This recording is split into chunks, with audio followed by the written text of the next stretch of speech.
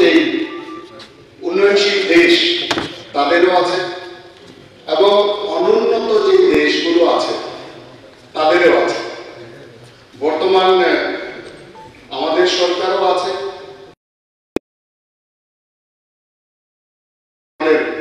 বামপন্থী বন্ধুদের যে সরকার ছিল সে ছিল, তারা হয়তো চেষ্টা করেছেন বর্তমান যে শিক্ষক স্বল্পতা ইত্যাদি নিয়ে 2010-2023 ইত্যাদি নিয়ে বক্তব্য রাখছেন, তারা হয়তো চেষ্টা করেছিলেন কিছু নিয়ম নীতি দেওয়ার জন্য,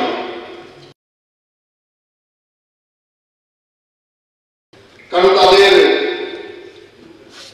স্বজন পোষণ, তাদের দলবাজি এবং নিয়ম নীতিতে স্বচ্ছতার অভাবে অনেক বেকার যুবকের জীবন নষ্ট হয়েছে। তাদের দলবাজির ফসল এখানে আমিও একজন আছি। আমিও 2004 সালে ত্রিপুরা বিশ্ববিদ্যালয় থেকে বাংলা অনার্স নিয়ে পাশ করেছি, চাকরি পাইনি। এমন নয় আমি ইন্টারভিউ দিয়েছি, চাকরি পাইনি কেন? সিপিএম করিনি।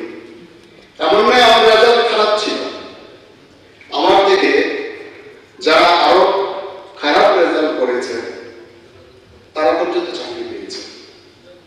যদি তারা সেই রাস্তা অবলম্বন না করত তাহলে হয়তো বর্তমান যে শিক্ষক স্বল্পতা তারা উদাহরণ তুলে ধরছেন সেটা অন্তত কিছুটা হলো সেখানে ঘাটতি অভাব কম।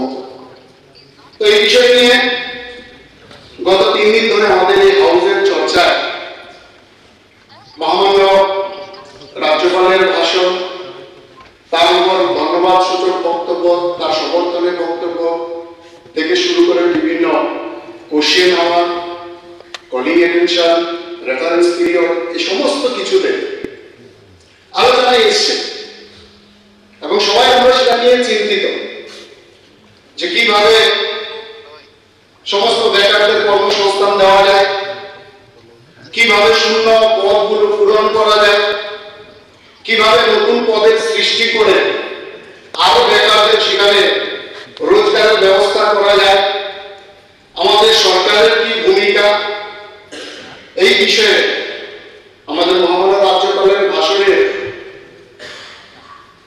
ধন্যবাদ জানাতে গিয়ে আমাদের পরিষদীয় মন্ত্রী শ্রী রতনলাল নাথ উনি বিস্তর আলোচনা করেছেন এবং তথ্য দিয়ে আলোচনা করেছেন। আমরা তো মাননীয় রতনদাকে জানি, উনি আমাদের এই টিমের সচিন তেন্ডুলকর, কিন্তু ওই দিন আমার মনে হয়েছে সচিন তেন্ডুলকর ধন্যবাদ সূচক বক্তব্য এবং এই বেকার সমস্যা ইত্যাদি নিয়ে জবাব দিতে গিয়ে রোহিত শর্মার মতো 264 রানের ইনিংস খেলেছেন। অনিমেষদা বল করছেন, আমাদের রতন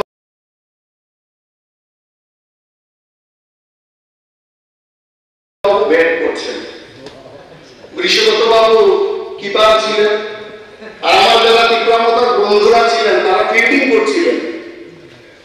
আর ওই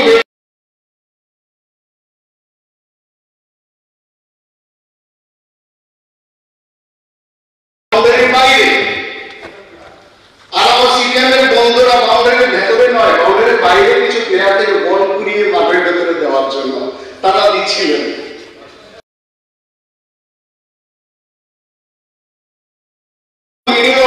ব্যাট করেছেন আমার রঞ্জিত দা, আমার ভগবান দা, আমার বিনয় দা থেকে শুরু করে যারা মিডিয়াম অর্ডারে ব্যাট করেছেন, তারা যখন ব্যাট করছিলেন শীতের মরশুমে মনে হচ্ছিল যে আমরা শীতের মরশুমে ফিরে আসে, তো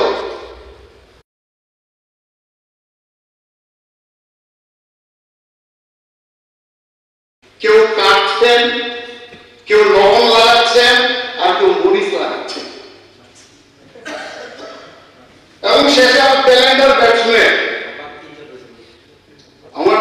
ব্যাটসম্যান বক্সনগরের তোফাজ্জল ভাই রিঙ্কু সিং এর মতো ব্যাট করে গেলেন, একবারে সুইলা একটা রং বানিয়ে দিয়েছে ওই বিষয়ের উপর। বাকি গোপালদা ছিলেন এখানে, তোফাজ্জল ভাই তো আমার যিনি এখানে ছিলেন, শুধু না বক্তব্যের সময় মিডিয়ার সঙ্গে এখানে আসে, নিজে বক্তব্য রেখে বেরিয়ে যান। ওনারই গুরু সুদিন তাকে পর্যন্ত ছাড়েননি। উনি কিন্তু মাঠে ছিলেন না, কোথায় ছিলেন? স্টেডিয়াম কমেন্ট্রি বক্সের ভেতরে বসেছিলেন। কিন্তু রিঙ্কু সিং এর ব্যাটে রিঙ্কু সিং তাকেও ছাড়েন দিয়েছে, কমেন্ট্রি বক্সের গ্লাস পর্যন্ত ভেঙে গেছে। গোপালদা দর্শক আসলে বসে ম্যাচটাকে ডিস্টার্ব করার জন্য বোতল ছুটছিলেন, বোতল ছুটছিলেন, ম্যাচটাকে ডিস্টার্ব করছিলেন। তো এই ছিল তার পরিস্থিতি। কিন্তু বিষয় হলো বেকারদের কর্মসংস্থান আমাদের বামপন্থী বন্ধুদের দৃষ্টিতে শুধুমাত্র সরকারি চাকরি দিলেই বেকারদের কর্মসংস্থান থাকে, এটাই তাদের একমাত্র দৃষ্টিভঙ্গি। তারা ভুলে যান আমার বাড়ির পাশে প্রাক্তন মন্ত্রী সুকুমার বর্মন ছিলেন, ওনার সাথে স্বর্গীয় উনি সরকারের ঘনিষ্ঠ সম্পর্ক ছিল, প্রায় যেতেন এবং বিভিন্ন সভা সমিতিতে ভাষণ রাখেন। উনি কবি মানুষ ছিলেন, উনিও ভাষণে বলতেন কবির ভাষা যে সবাইকে চাকরি দিতে পারবো না, আর সবাইকে স্বর্গের সিঁড়ি বানিয়ে দিতে পারবো না। উনিও বলতেন তাদের সরকারের আমল নির্দেশক মিনিস্টার ছিল। অথচ আপনি যখন সরকারে নাই, দুমুখী সিদ্ধান্তের কথা তারা জানাচ্ছে। তাদের সরকারের আমলে কিন্তু তারা পারেননি, 35 বছর চালিয়েছেন, তারা কিন্তু পারেননি। তারপর পশ্চিমবঙ্গে 34 বছর, 34 বছর সেখানে তারা কর্মসংস্থান সবাইকে দিতে পেরেছে। 34 বছরের শাসনে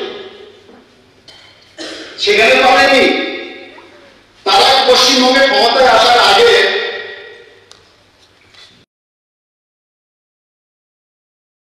পশ্চিমবঙ্গের কন্ট্রিবিউশন 27% ছিল, 27%। আর আজকে ওই রাজ্যকে কাঙ্গাল বানিয়ে দিয়েছে।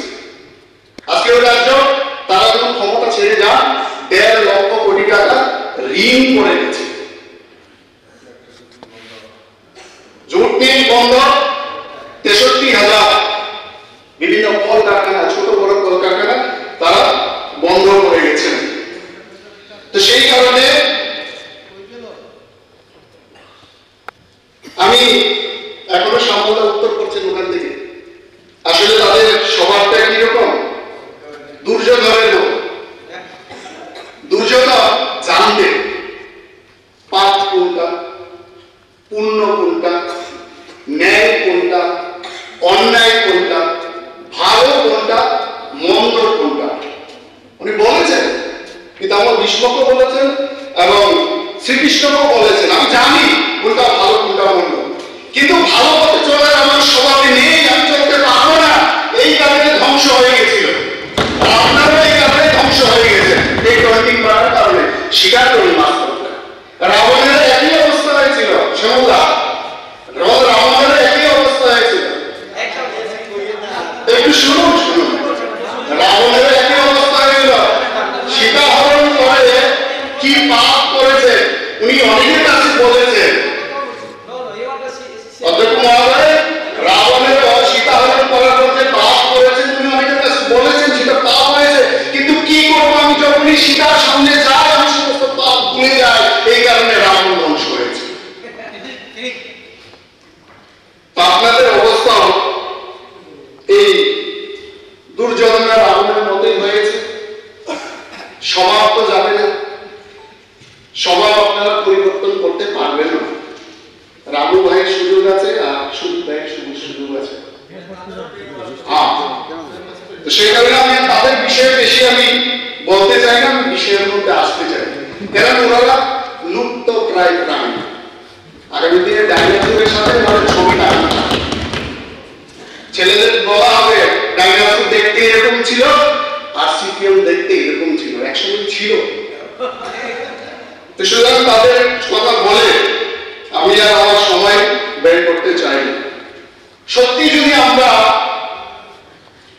এই বেকারদের রোজগারের বিষয় যদি 100% বেকারদের রোজগার যদি আমরা সুনিশ্চিত করতে চাই,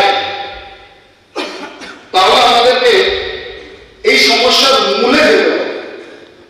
যেই মূলে কি আমাদের নরেন্দ্র মোদীজি এবং আমাদের ডক্টর মানিক শাহ নেতৃত্বে আমাদের ত্রিপুরা সরকার আমাদের করছে। দুভাবে এর প্রতিকার হতে হবে এবং এর প্রতিকার আমাদেরকে করতেই হবে। সারা বিশ্বের সমস্যা বলে আমাদের ভারতবর্ষের সমস্যা থাকবে এটাতে আমি বিলিভ করি না। সারা বিশ্ব কি হচ্ছে যা আমার ভারতবর্ষের সমস্যা আমাকে মেটাতেই হবে। আর তার জন্য আমাদের দুটো সরকার, কেন্দ্র সরকার এবং রাজ্য সরকার কাজ করে যাচ্ছে দুভাবে। বর্তমানে যারা বেকার আছেন তাদের 100% কর্মসংস্থান। নাম্বার 2, ভবিষ্যতে যাতে এই দেশের মধ্যে বেকার জন্মই না হয় তার জন্য প্রিকশন। এই দুই ভাবে আমাদের সরকার এখানে কাজ করছে। কিভাবে?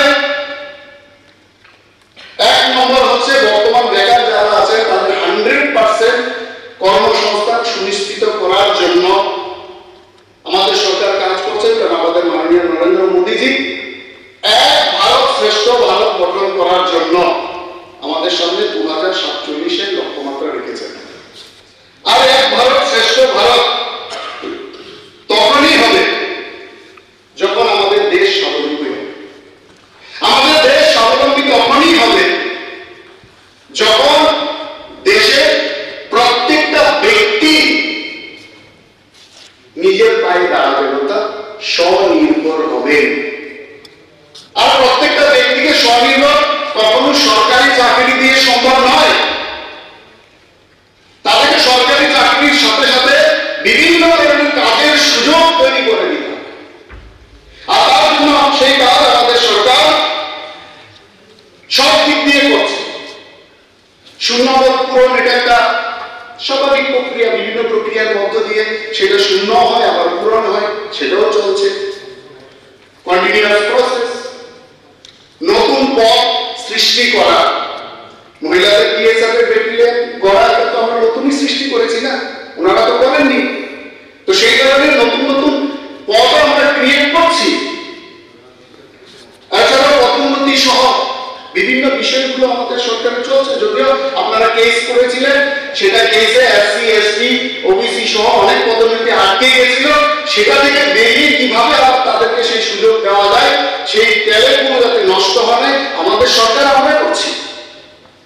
এছাড়া বাকি যারা আছে, অন্যান্য যারা বেকার যুবক যুবতীরা আছেন, তারা আরো বিভিন্ন সুযোগের মাধ্যমে তারা নিজের পায়ে দাঁড়াতে পারেন। তার জন্য আমাদের সরকার কি করছে? Stand up India, start up India, make in India, skill India, মুদ্রা লোন এবং লোকাল ফর ভোকাল। এছাড়া যারা মাস পথে যারা পড়াশোনা ছেড়ে দেয়, বিভিন্ন কাজের সাথে যুক্ত হয়, তারাও যাতে অর্থের অভাবে সেই কাজ থেকে পিছিয়ে না যায়, তাদের জন্য একটা নতুন যোজনা আমাদের সরকার নিয়ে এসেছেন। সেটা হচ্ছে প্রধানমন্ত্রী বিশ্বকর্মা যোজনা। তাদের এমন কোন সেক্টর নেই যে তারা কাজের সুযোগ পাবে না।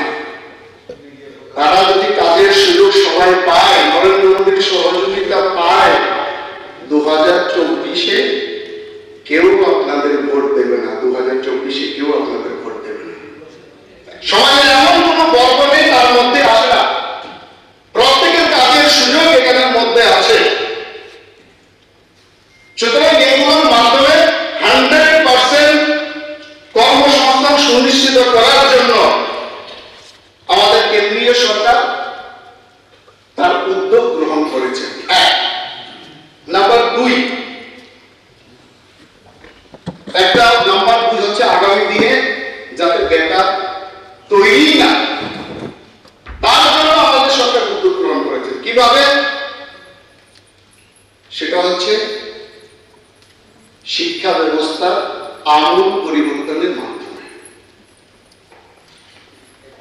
শিক্ষা গ্রহণ করে যদি বেকার তৈরি হয় তাহলে সেই শিক্ষার অর্থ কি?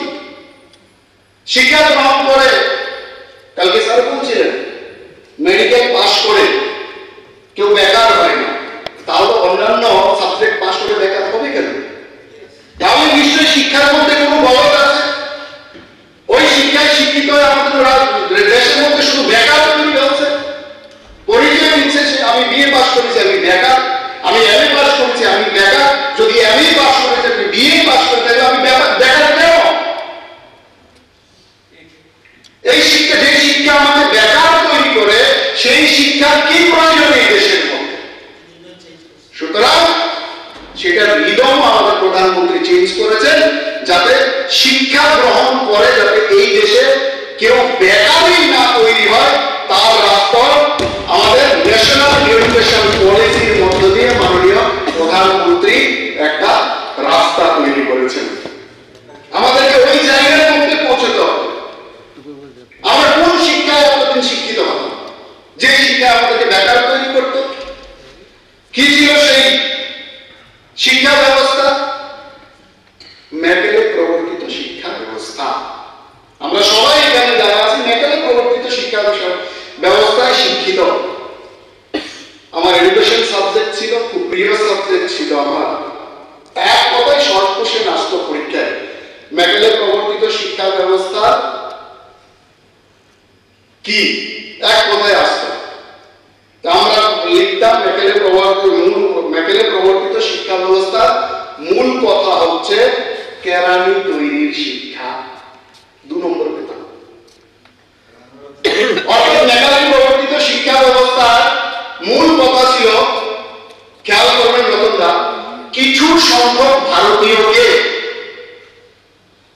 এমন ভাবে শিক্ষিত করো যারা এই শিক্ষায় শিক্ষিত হয়ে ইংরেজদের স্বার্থ রক্ষার মধ্য দিয়ে যেন তাদের স্বার্থকতা চরিতার্থ হয় এমন খুঁজে পায়। সেটা হচ্ছে ম্যাকেলে প্রবর্তিত শিক্ষা ব্যবস্থা।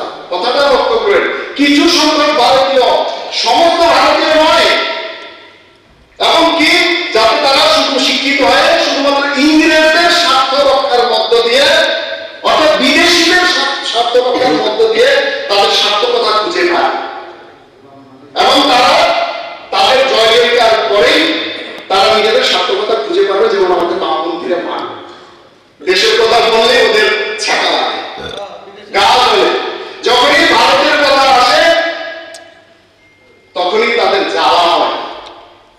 আর যখন ভারতের টুকরে হবে ইনশাআল্লাহ ইনশাআল্লাহ স্লোগান দেওয়া হয়, তারা আনন্দে নাচেন, তারা আনন্দে নাচেন।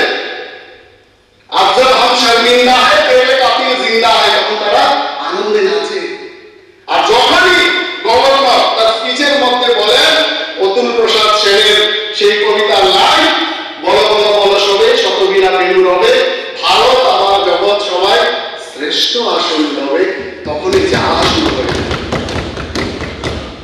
তখনই জ্বালা শুরু হয়ে যায়। সুতরাং আমাদেরকে বেকার যাতে না তৈরি হয়, যেখান থেকে ক্যান্সারটার সৃষ্টি হয়েছে।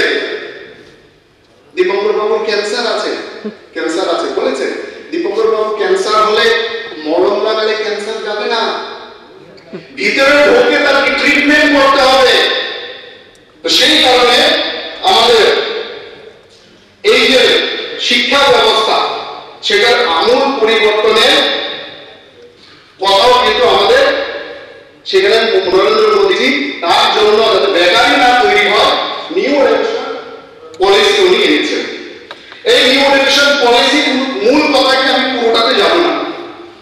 একটা হচ্ছে প্রাথমিক শিক্ষা হবে জনমুখী, অর্থাৎ 3 থেকে 18 বছর বয়স পর্যন্ত প্রত্যেকে শিক্ষার আওতায় আনতে হবে।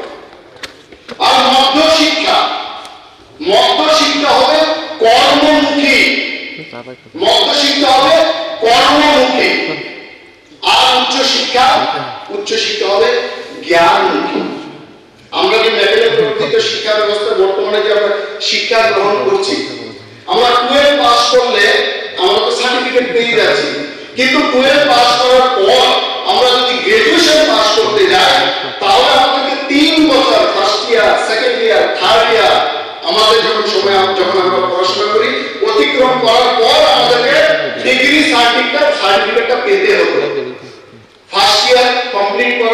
যদি কোনো কারণে আমার পড়া বন্ধ হয়ে যেত, আমি কিন্তু ডিগ্রি সার্টিফিকেট পেতাম না।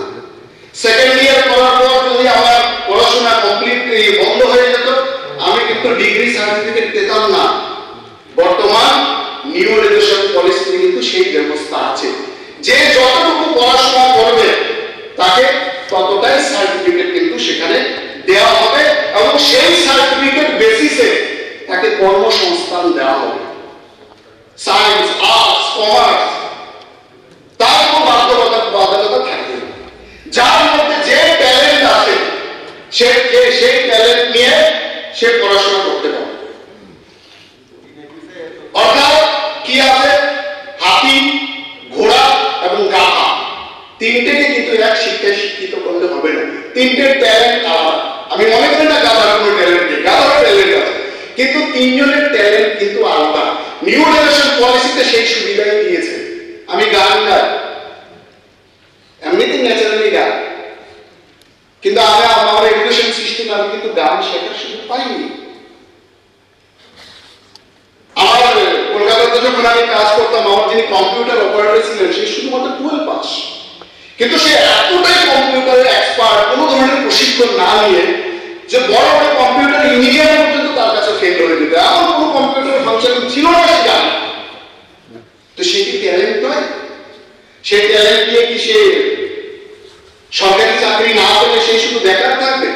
না, তাকেও তার কাজের সুযোগ করে দিয়ে তাকে সে যাতে স্বরোজগারী হয় তার ব্যবস্থা কিন্তু আমাদের এই নিউ এডুকেশন পলিসিতে রাখা হয়েছে। ট্যালেন্টের উপর গুরুত্ব দেওয়া হয়েছে, হাতে কলমে কাজ শেখার উপর গুরুত্ব দেওয়া হয়েছে, এই নতুন নতুন ইনোভেশনের উপর সেখানে কিন্তু গুরুত্ব দেওয়া হয়েছে। যে শিক্ষায় শিক্ষিত হলে তারা শিক্ষার পর কেউ বলবে না আমি বেকার, তারা কাজ পাবে, স্বনির্ভর, স্বরোজগারী হবে, স্বনির্ভর হবে, দেশ আত্মনির্ভর হবে এবং তারা বলবে নরেন্দ্র মোদী কি জয়, ভারত মাতার কি জয়। সেই শিক্ষা ব্যবস্থা আমাদের আগামী দিনে যাতে এই দেশে যাতে বেকারি না তৈরি হয় তার জন্য কিন্তু আমাদের মাননীয় প্রধানমন্ত্রী সেখানেও কিন্তু আমাদের রেখেছে। এবং আমরা মাননীয় মহামান্য রাজ্যপাল যে লাইনটি বলেছেন, ভারত আবার জগৎ সভায় শ্রেষ্ঠ আসন হবে, এর মানে একটা ভারত ছিল কোনো সময় শ্রেষ্ঠ আসনে ছিল। সে সময় কি বেকার ছিল? বেকার থাকলে তো কখনো শ্রেষ্ঠ হতো না। সেই সময় কি সরকারি অফিস ছিল, আদালত ছিল? সরকারি অফিস ছিল না, আদালত ছিল না। কিন্তু তারপরে একটা ইংরেজ দার্শনিক ইংল্যান্ডের অ্যাসেম্বলিতে বক্তব্য রাখেন, আমি পুরো ভারত ভ্রমণ করে এসেছি, পুরো ভারত ভ্রমণ করে এসেছি, পুরো ভারত ঘোরার পর আমি এমন একজনও পাইনি যে সেই দেশে কেউ ভিক্ষা করছে। এই জন্য সেই সময় ভারতকে সোনে বা চিড়িয়া, এই জন্য ভারতকে বলা হতো।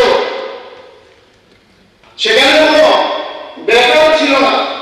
এখনো আমাদের ত্রিপুরা রাজ্যে, আমিও যখন আগরতলাতে আসতাম, ইউনিভার্সিটিতে আসতাম, তখন আমার বাসের মধ্যে উঠতো এরকম যাত্রা পথে দয়া করে 2 পয়সা সাহায্য চাইছি, দাদা দাদাও যে যাই পারেন দাদা, আমরা দিতাম। এখন কিন্তু এই চিত্র ত্রিপুরাতে নেই, ভিখারি খুঁজে পাবেন না ত্রিপুরাতে। তো সুতরাং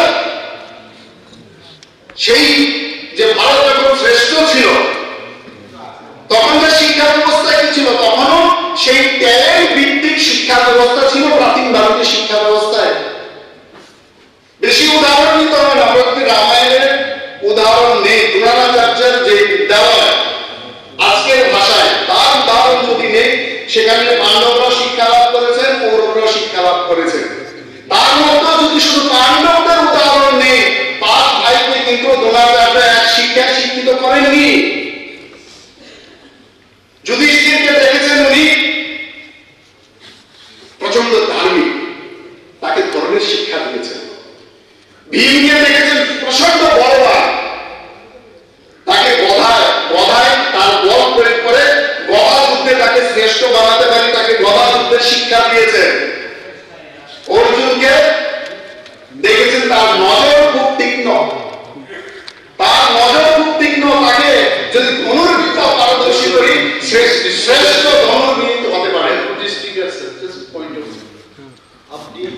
সময় বেঁধে দিই, কারণ আরো প্রাইভেট ক্যাম্পাস টেলিভিশন আছে, শর্ট ফুটেজ, সময়টা বলে দেন। আমি আর 2 মিনিটে শেষ করে দেব, অধৈর্য হবে নরমেশ বাবু, আপনাদেরকে তো কিছু বলছি না, আমি আর 2 মিনিটে শেষ করে দেব। ঠিক সেরকম নকুল এবং সহদেব তলোয়ারবাজিতে তারা পারদর্শী, তাকে সেই তলোয়ারবাজি শিক্ষা তারা দিয়েছিলেন। আর সেই কারণে সেই সমস্ত শিক্ষা ব্যবস্থায় যারা বেরোতেন তারা কখনো সেই সময় নিজেরা বলতেন না যে আমি বেকার, তারা কোনো না কোনো কর্মসংস্থান কিন্তু তারা পেতেন।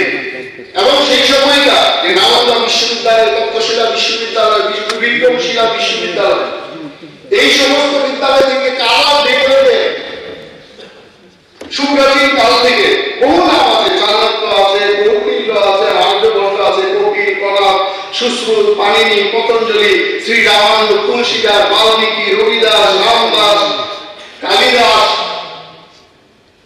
তারা কি বেকার ছিলেন? তো সুতরাং আমাদের সরকার যাতে বেকার সমস্যার সমাধান হয়, সবাই যাতে স্বরোজগারী হয় এবং আগামী দিনে যাতে বেকার তৈরি না হয় এই দেশের মধ্যে, সেই দিশায় একটি দূরদর্শী দৃষ্টি নিয়ে আমাদের সরকার কাজ করছেন। সেই কারণে আমি যে প্রস্তাবটা এখানে সংশোধনটা নিয়ে নিয়েছি, আমার বক্তব্যের পরিশেষে আমি এই হাউসের সকল সম্মানিত সদস্যগণের কাছে আমি অনুরোধ করছি, আসুন আমরা সকলে মিলে সর্বসম্মতিক্রমে আমি তো যে সংশোধনীগুলি আছে এখানে সেগুলি সহ মাননীয় সদস্য শৈলেন্দ্র চন্দ্র নাথের উত্থাপিত এই বেসরকারি প্রস্তাবটি সংশোধনী আকারে পাশ করে রাজ্য সরকারের উদ্দেশ্যে আমরা প্রেরণ করি। সবাইকে অনেক অনেক ধন্যবাদ। ধন্যবাদ। প্রস্তাবিত একজন প্রস্তাব এনেছে এবং একজন প্রস্তাবের সংশোধনী প্রস্তাব এনেছে, দুজনকে তো অ্যাভেলেবেল সময় দিচ্ছি, কিন্তু সবাইকে এইভাবে বলতে থাকলে হবে না, সবাইকে ম্যাক্সিমাম 5 মিনিট। যদি এখানে নাম আছে কয়েকটা বক্তব্য জবাব দিতে হবে তো, এই বক্তব্যের জবাব দিতে হবে তো, ঠিক আছে, তাহলে ওনাকে 5 মিনিট আমি শব্দের দোয়া হবে। এখন মাননীয় সদস্যবাবু যে প্রস্তাব ছিল ওনার পক্ষে কজন বলবে? 2 জন নিশ্চয়ই। আর ওনাদের পক্ষ থেকে এটা যে অবশ্যই হচ্ছে ওনাদের পক্ষে আছে আছে এনে 2 জন এদিকে মাত্র একজন বলতে না, এই যে ওনাদের পক্ষেতে 2 জন এবং ওনাদের পক্ষ থেকে 2 জন 4 জন এবং কংগ্রেসের পক্ষ থেকে 2 জন 6 জন আছে। তাহলে আপনি সদর এটাই তো বলছি। স্যার সিম্পল একটা টপিকসের উপর এভাবে যদি অনেকজন ডিসকাশন করে এবং একটা রুলসটা দেখে নেওয়া উচিত, এতজন ডিসকাশন করাটা তো একটু দেখে রিলেট হয়ে যাচ্ছে। আছে টাইম লিমিট করে আছে আরো আলোচনা একটু ঠিক আছে না ঠিক আছে সব ধরে আরে এখানে সুরেন্দ্রবাবু যতক্ষণ বলেছেন হিসাব করে দেখুন সেম টাইম না এটা ভালো ঠিক আছে ঠিক আছে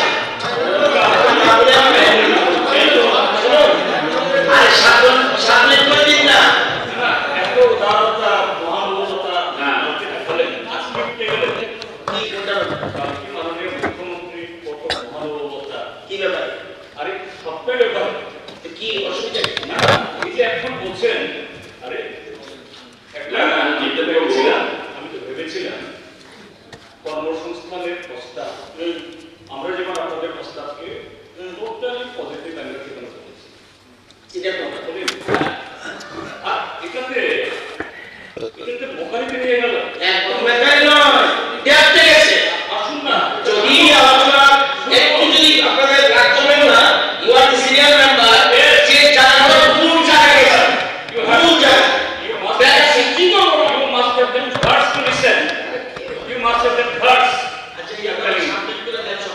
আচ্ছা, মাননীয় সদস্য আমাদের একজন গোপাল চন্দ্র রায় আমাদের একজন বলবেন ওরা যে 7 মিনিট সময়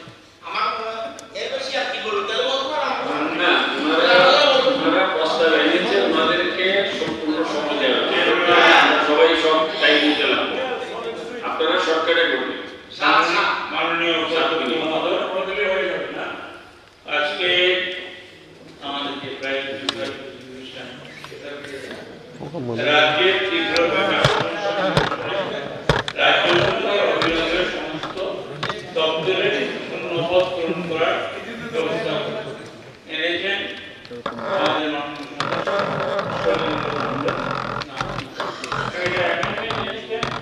আমাদের তরুণ তুর্কি আমাদের কিশোর গল্প দুজনের বক্তব্য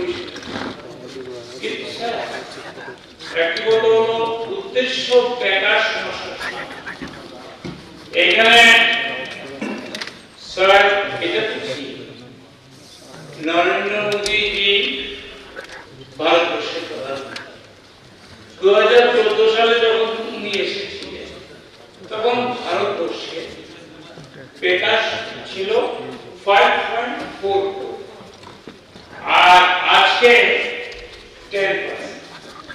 আর ত্রিপুরাতে বেকার হলো আজকে 14.3%। এটা আমি করি, এটা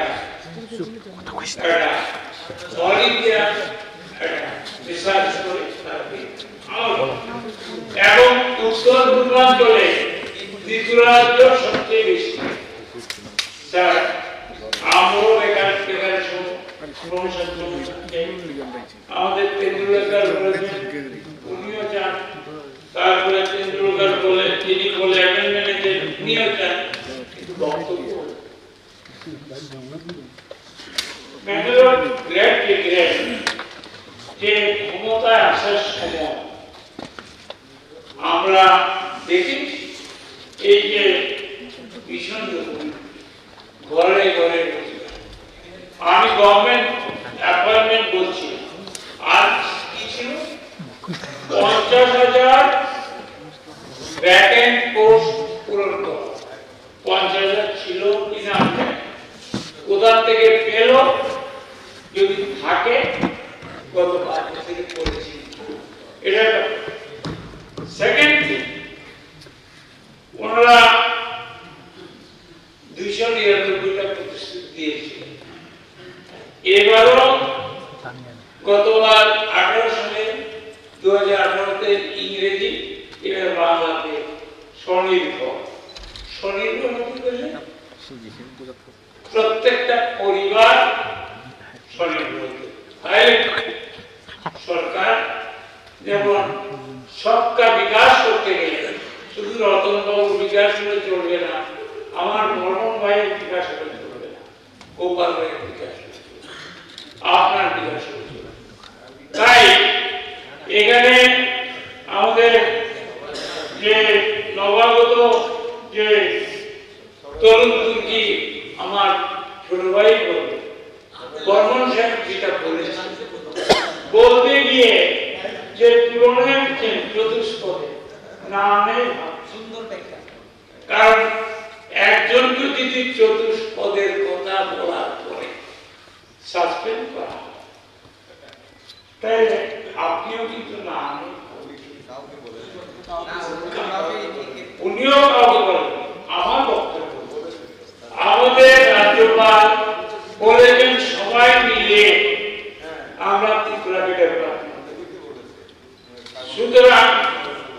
সুতরাং দেখুন রং লাগালে আমি যেটা বলছি আমার বক্তব্য এই যে বেকার সমস্যা এটা সব জায়গায়, কিন্তু সমাধানে যে প্রচেষ্টা ওনারা যে করছেন না তা কিন্তু বিলম্বিত। এখানে মোর দেন 1000 পোস্টে ইন্টারভিউ হয়েছে, আজকে 2 বছর নো অ্যাপয়েন্টমেন্ট ইস্যু। আমি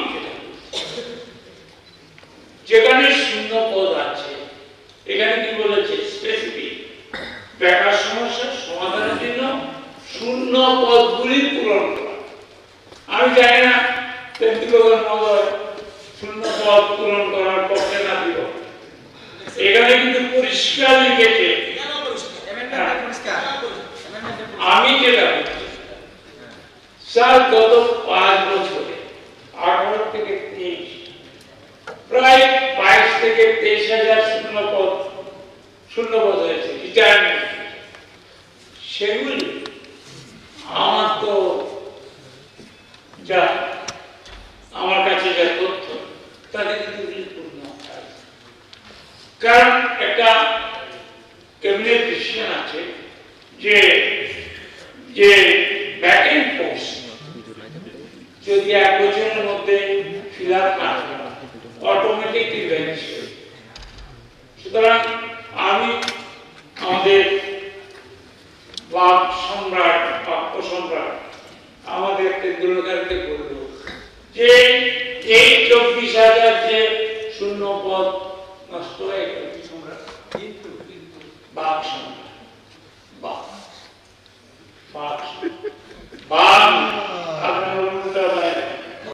আপনাদের তো সহজ। আমি অনেক সময় আমরা স্লিপ অফ টাইম অনেক কিছু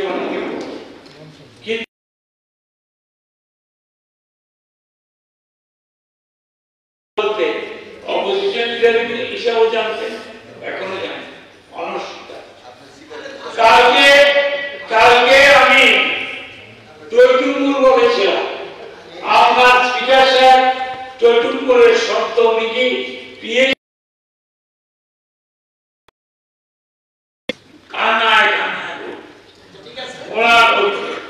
আমি বল স্যার আসার আগে তো স্যার একটা কমিটমেন্ট দিয়ে এই সরকার এসেছে, এটা হলো ভারতীয় জনতা পার্টি।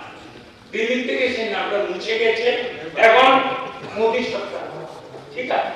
ওনার পারফরমেন্সে উনি হয়েছে, এখানে ডক্টর মানিক শাহ সরকার হয়েছে, সেটা আমাদের বক্তব্য যে শূন্য পদগুলি কেন পূর্ণ হবে, এগুলি তো ফাইন্যান্সের কোন অনুমোদন দরকার হবে না। আমি এখানে আমাদের ভ্রমণ মহোদয় ভ্রমণ সাহেব আমাকে বলেছে যে কি 2047 সালে ঠিক হবে 17 আর 7 কত 24 17 আর 24 বছর পরে পূর্ণ কে জীবিত থাকবে, কে পরলোকে যাবে। 10,330 আপনারা এখানে বলেছেন 10,300 যে সমাধান করবে, ওই 165 জনের শরীর সমাধি হয়ে গেছে, কিছু বটতলা আর কিছু কবর। আর 5 জন সুইসাইড করেছে, 2 জন জনজাতি আছে সুইসাইড। আমি যে কথা বলছি আমাদের বক্তব্য এখানে সময় নষ্ট না করে একটা গঠনমূলক সমালোচনা আমরা যদি করি, আমার মনে হয় রতনবাবু একমত হবে। কারণ constructive criticism is the real friend of the government. যে কনস্ট্রাকটিভ ক্রিটিসিজম করে সে রিয়েল ফ্রেন্ড, কারণ নাহলে আপনার তো সরকার আছে। আপনারা একটা কথা বলুন তো, এই যে আমাদের সচিন বর্মন ওনার নামে যে মিউজিক কলেজ, এটা ধ্বংসের। গোপাল বাবু আমার টাইম শেষ। না, আমার টাইম শেষ না, আপনার টাইম শেষ। আমি আপনি কোনোদিন লিখে পাঠাইছেন তীব্র বেকার সমস্যা, আমাদের সব সমস্যা। আমি আপনাকে বলি, আমি আপনার সমস্যাটা বলছি। আমাদের তীব্র স্যার এখানে কেউ তো নিজেদের চাকরির জন্য বলছেন, ওনারা বলছেন আমরা চাইছি শূন্য পদগুলি পূরণ করা। এই যে আমি পার্টিকুলার বলছি, এই যে শচীন বর্মন সরকারি সঙ্গীত মহাবিদ্যালয়, বিশ্বাস করুন স্যার, সেখানে অ্যাসিস্ট্যান্ট প্রফেসর 5টা পোস্ট খালি 10 বছরের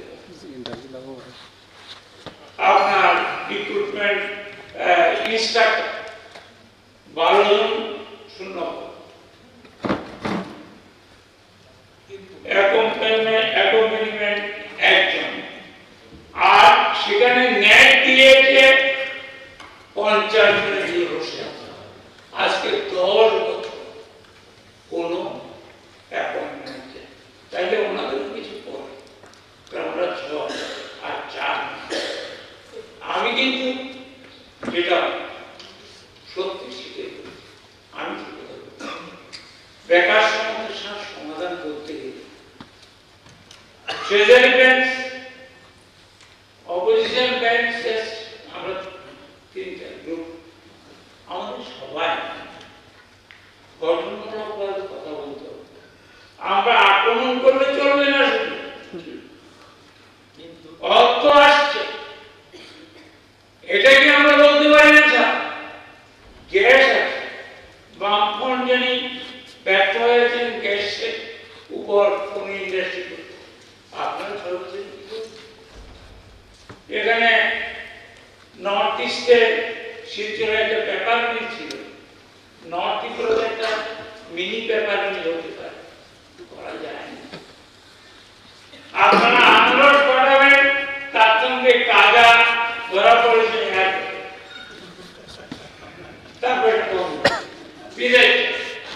এখন আমার suggestion to the honour this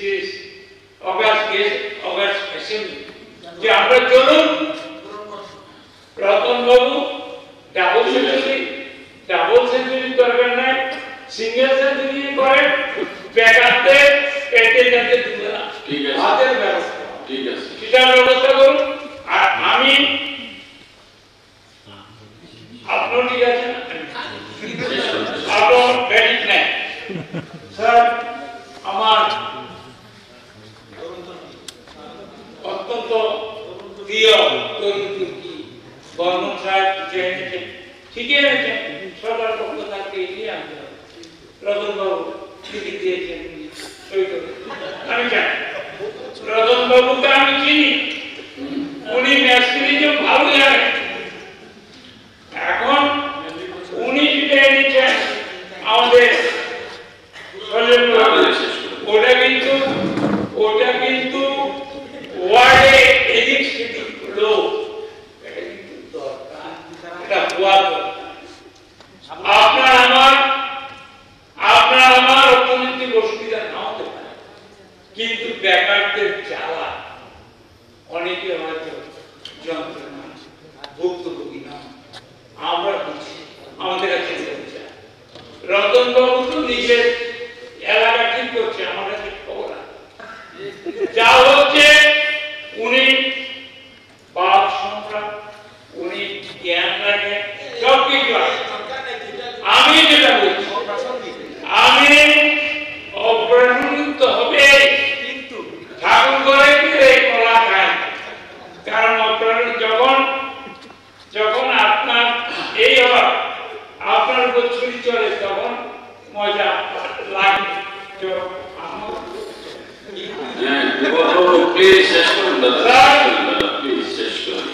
I will support this private member amendment to তুমি বলেছেন চাকরি হোক, তীব্র কেটেছে, তীব্র কেটে লাভও কেটে তীব্রটা শেষের ছয় বছরে কি করবে? What do you think? Thank you.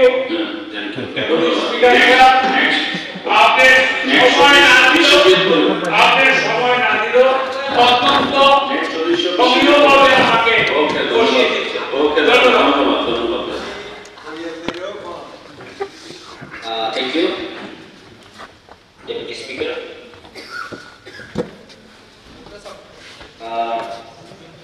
আজকে আমরা পেয়েছি যে প্রাইভেট মেম্বার রেজুলেশন চন্দ্রনাথ কর্তৃক আনিত রাজ্যের তীব্র বেকার সমস্যা নিরসনে রাজ্য সরকার অবিলম্বে সমস্ত দপ্তরের শূন্যপদ পূরণ করার ব্যবস্থা গ্রহণ করুন।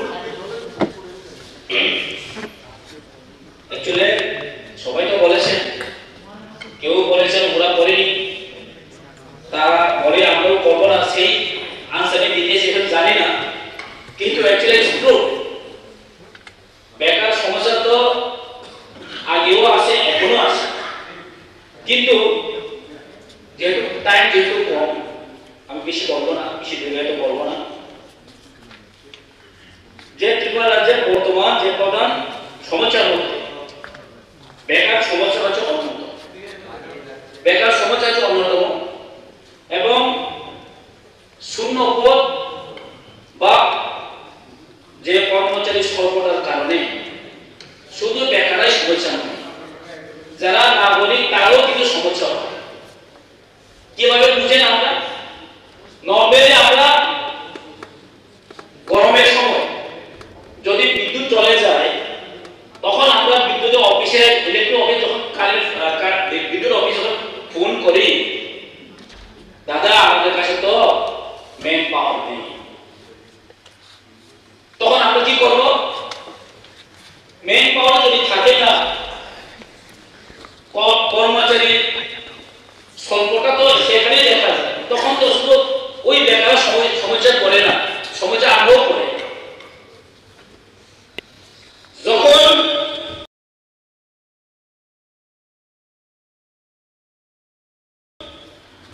আমরা গ্রামের মধ্যে গেলে দেখা যায় যে স্পেশালি বলতে গেলে ডিসি এরিয়া এখন এডুকেশন ডিপার্টমেন্টে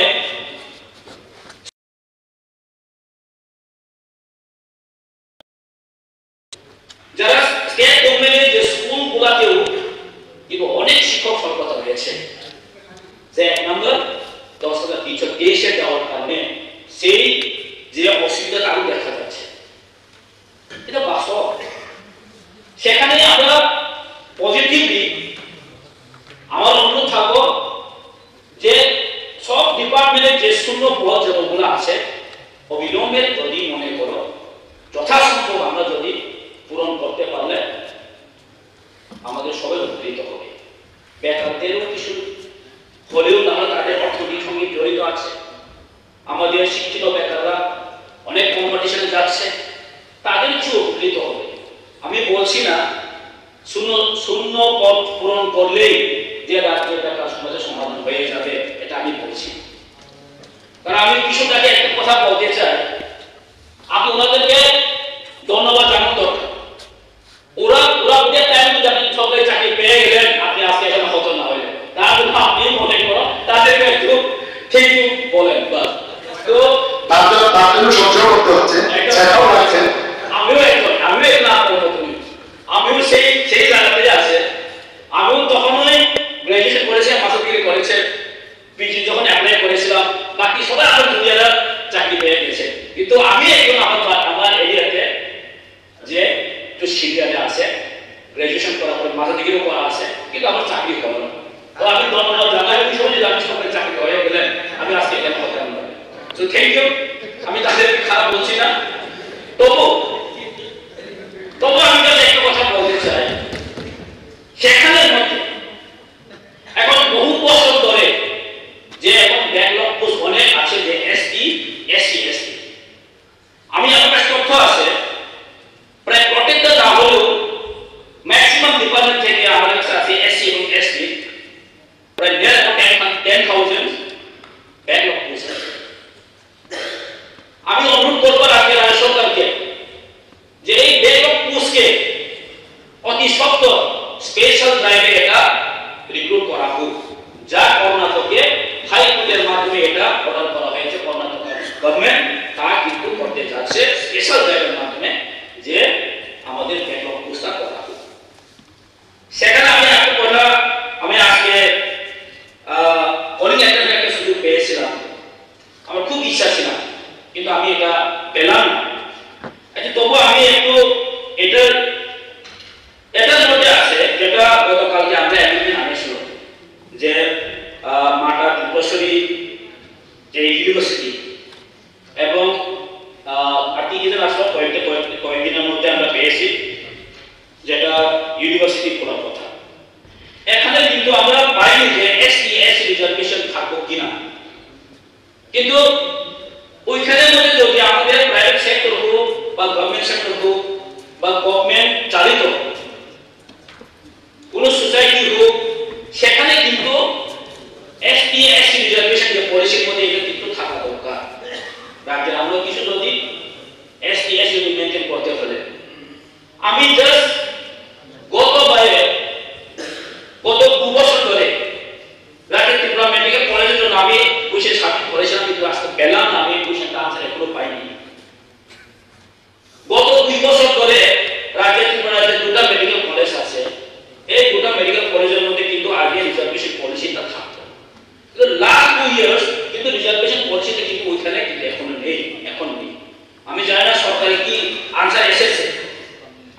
সরকার এটাই বলবো যে এটা তো সম্পূর্ণ প্রাইভেট সোসাইটি। ওইখানে কিন্তু আমরা জানি যে ত্রিপুরা মেডিকেল কলেজ কিন্তু এখনো কিন্তু গভর্নমেন্ট রান বাই সোসাইটি। কেন বলছি? ত্রিপুরা মেডিকেল কলেজে যে জায়গা আছে এখনো কিন্তু ত্রিপুরা সরকারের এটা স্বাস্থ্য মানে স্বাস্থ্য দপ্তরের কাছে এখনো কিন্তু ল্যান্ড আছে। সরকারের রিপ্রেজেন্টেটিভ গভর্নমেন্ট যে অফিস আছে কিন্তু ত্রিপুরা মেডিকেল কলেজের বডিতে যে গভর্নিং বডিতে কিন্তু আছে। তার সত্ত্বেও এখানে কেন 90% যে অ্যাসেট সরকারের ত্রিপুরা মেডিকেল কলেজের 90% যে অ্যাসেট কিন্তু সরকারের, তো সেখানে কেন এসটি রিজার্ভেশন থাকবে না? সেখানে কেন এসটি রিজার্ভেশন থাকবে না? রিক্রুটমেন্টের ক্ষেত্রে এটা নিয়োগ প্রক্রিয়ার ক্ষেত্রে বলছি আমি। তাহলে রাজ্যের উপজাতিরা কেন নার্সিং করার পরও গভর্নমেন্ট জারি করা এই সোসাইটি কেন আমরা এসটি রিজার্ভেশন পাবে না? টিএমসিতে সম্পূর্ণ অনিয়ম চলছে এখন। রিক্রুটমেন্ট পুরো সম্পূর্ণ অনিয়ম, কোনো অ্যাডভার্টাইজমেন্ট ছাড়া চাকরি নেওয়া যাচ্ছে। অ্যাডভার্টাইজমেন্ট ছাড়া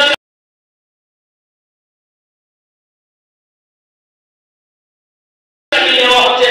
তো ওইখানে কিভাবে আমরা এক্সপেক্ট করতে পারি যে এসটি রিজার্ভেশন থাকবে? আমার কাছে তথ্য আছে, লাস্ট গত 1-1.5 মাস ধরে অনেক বিভিন্ন হয়ে গেছে ডাটা।